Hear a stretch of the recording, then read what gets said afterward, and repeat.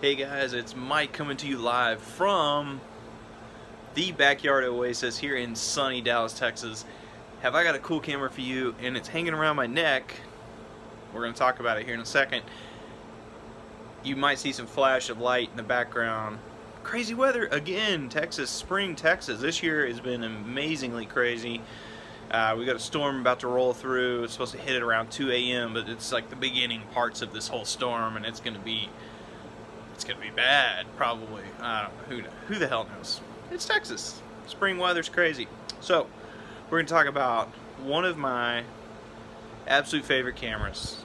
A rangefinder camera that I fell in love with. That made me want to go buy more rangefinder cameras and also buy a rangefinder camera in a digital format, which is why I bought my X Pro 2.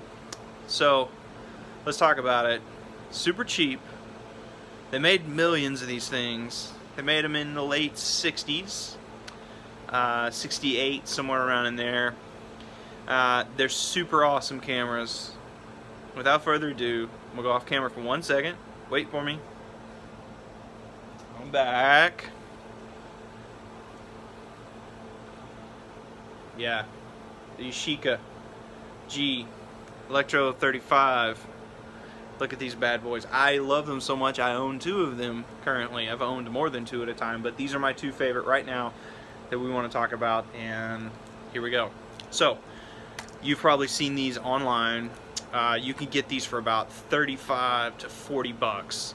You can get them a lot cheaper than that. As a matter of fact, this one I got for the low price of free. Somebody gave it to me. I mean, people love me. They like for me to take their cameras off their hands and do stuff with them. You know, somebody's aunt used to own this and take pictures of it. It was amazing. It had a leather cover, but you know, over time those leather covers get kind of junky, and the flap that comes down off the cover, like the cover kind of goes like this and it folds down.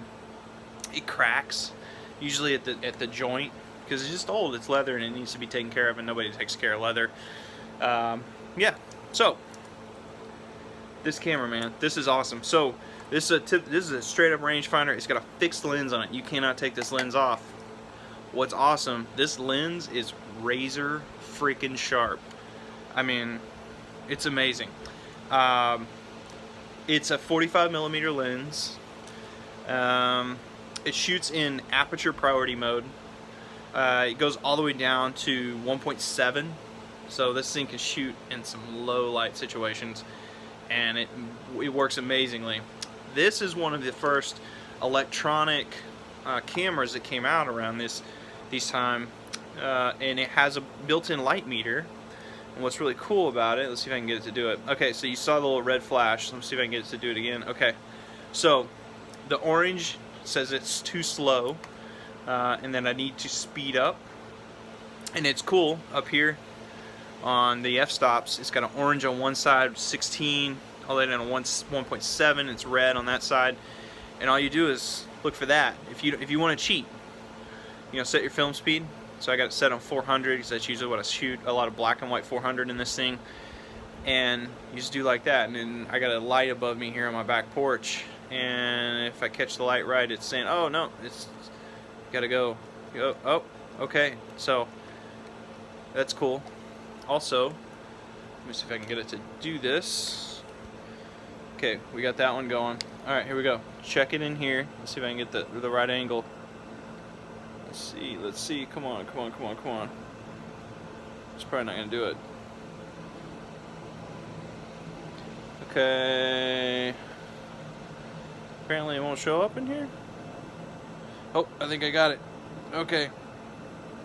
Maybe. It's just like a weird angle. Like you gotta look at it just right. Maybe. Okay. Well, so much for that. Anyways, inside, it's got an arrow that way and an arrow that way. So you literally don't have to know anything other than just turn the arrow until it stops doing that. And then you go the other way and you find the sweet spot. So you end up with this amazing, like perfectly exposed picture. Battery check on the back. There's a little button here. You push that, you see that green light shows up over there. It's also helpful in low light situations because that illuminates your shutter count. So as you cock the shutter over, run that thing through, runs that up, changes that. This has a little lock feature, so you can lock this, not take a picture with it, which, you know, that's cool. You don't really need a shutter release button on this because this thing sticks up so high. It's got an actual hot shoe, so it will fire a flash when you push the shutter down. That's all manual mode, you have to shoot that. Again, it shoots in aperture priority mode, so you literally just set, there's only really two settings. There's auto up here on this part of the lens, there's auto, there's bulb, and then there's flash.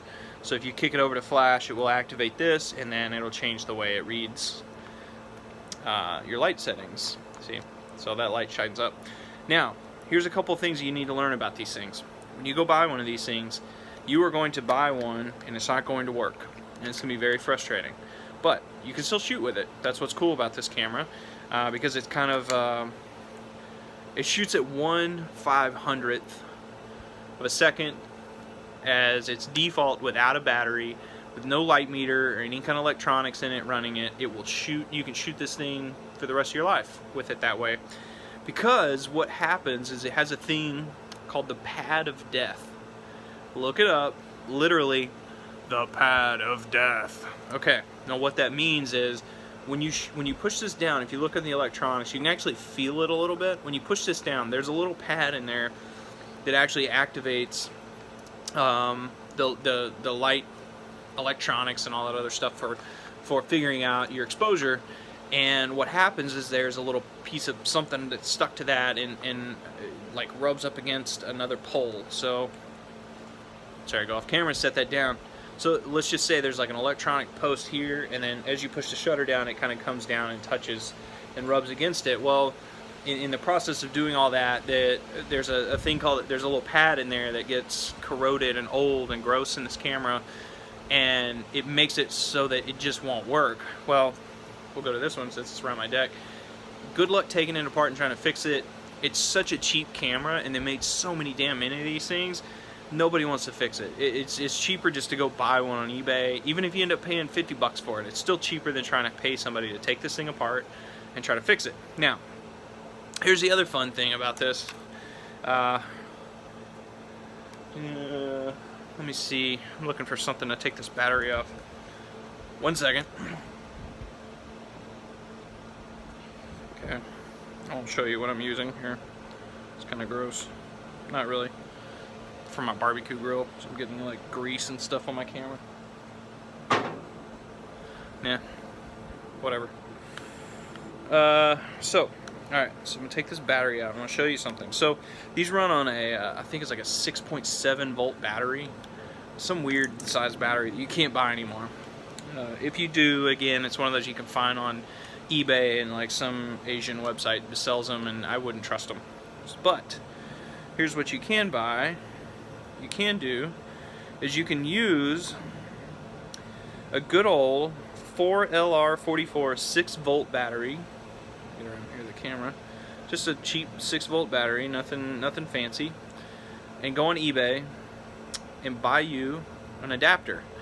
And this adapter basically just takes this 6-volt battery, and I'm imagining there's something to do with the amount of aluminum or whatever this is here, this metal here, that maybe there's some, I don't know.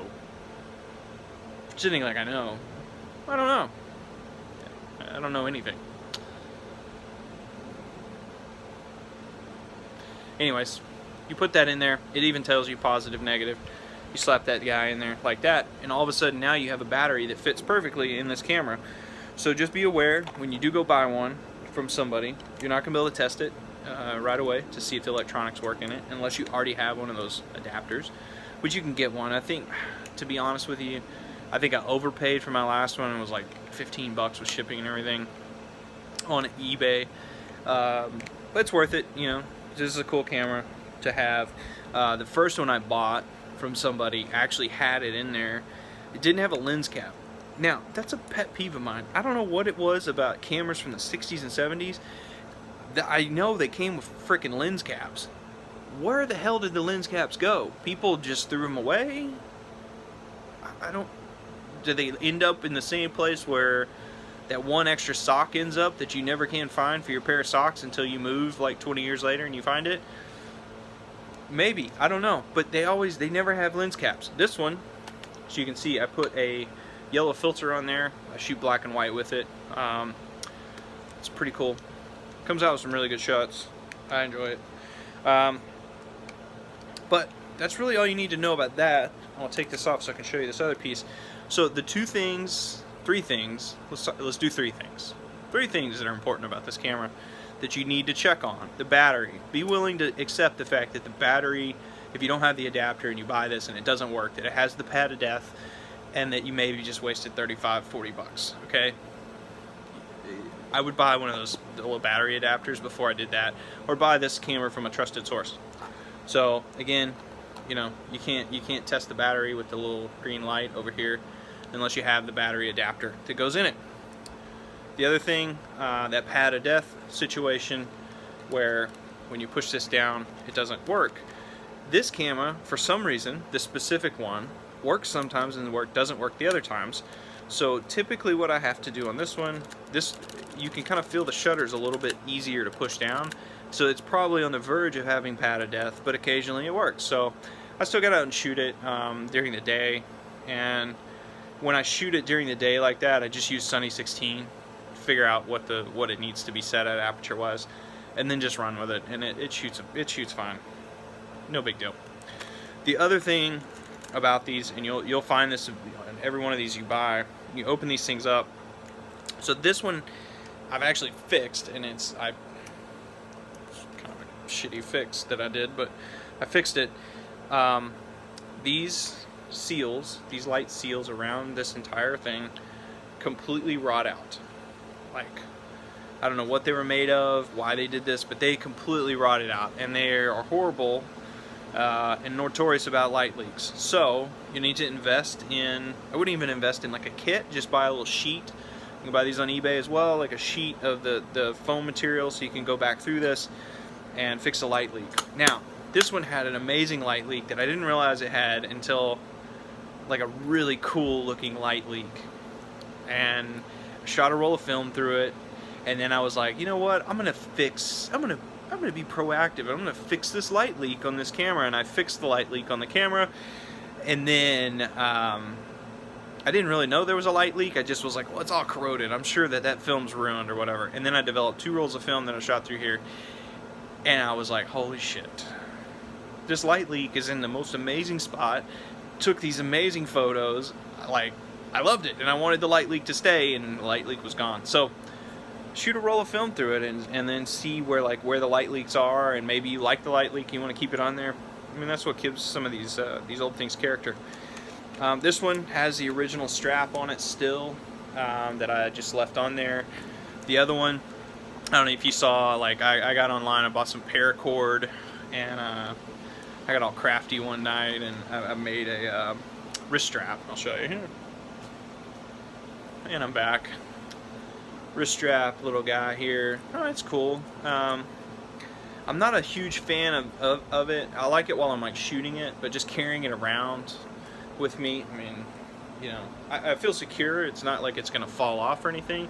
I'm just not a huge fan of like walking around like always slinging my camera around, and especially because I have kids, so I kind of need to be able to, you know, maneuver my camera out of the way quickly if like one of them wants to hold my right hand or left hand, and we're in a crowded place like a market or something like that, and they want to feel a little more secure with a handhold or something like that from dear old dad, and it's kind of hard to do with this camera, and it clunks them in the head and so forth. So anyways, this one again, Yashica Electro 35. This, I'm telling you, if you find one of these at a garage sale, buy it. Just pay for it.